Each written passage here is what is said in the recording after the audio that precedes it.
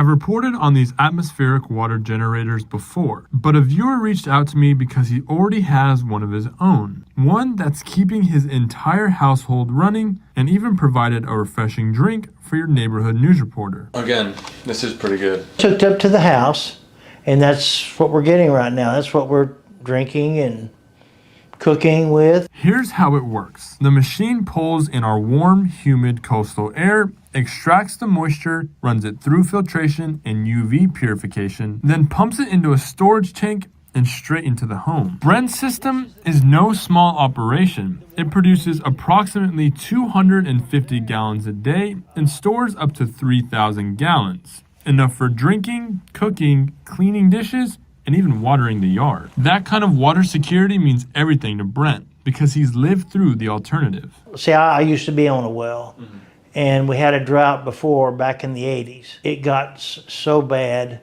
that our well stopped working. And we had to have a well digger come out and find more water.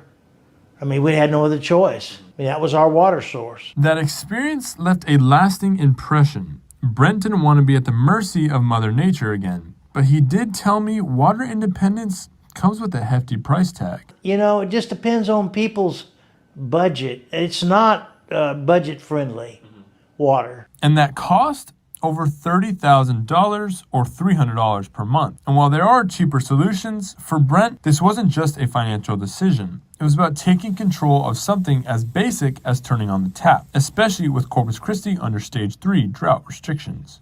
It's not having to depend on somebody else that's not looking out after my interests. I'm looking out after my own interests.